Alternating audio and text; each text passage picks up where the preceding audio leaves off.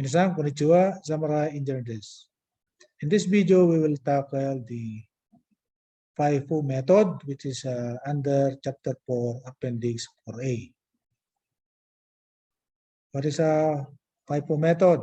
FIFO method is generally considered more accurate than the weighted average method.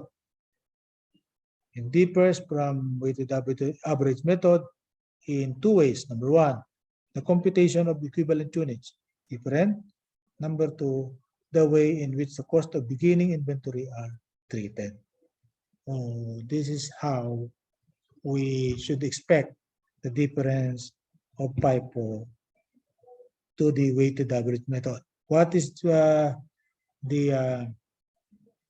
long name for acronym FIFO? First in, first out. Sometimes in the warehouse, that is the case, but not all the time. There are companies that meaning of first in, first out.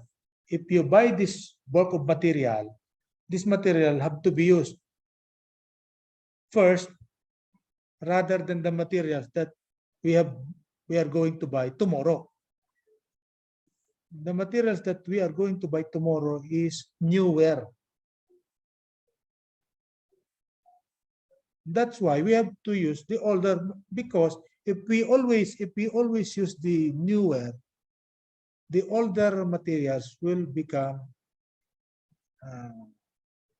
degraded, or if there are expiration dates, they will be expired already. So to prevent that, we have to use it.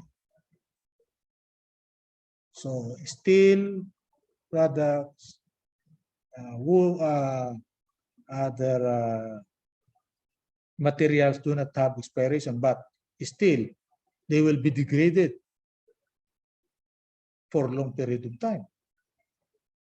There is a degradation that we cannot see because the degradation is so unnoticeable, but still there is a material degradation.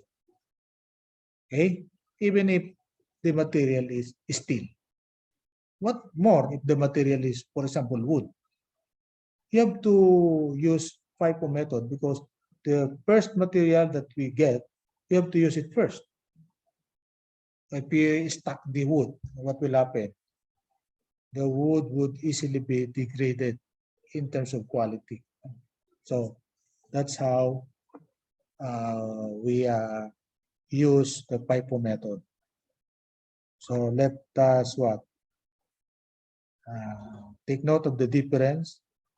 We already know how to compute these things using weighted average method, and we have the lecture on how to do it using FIFO method in our financial accounting channel. We have a playlist named Financial Accounting.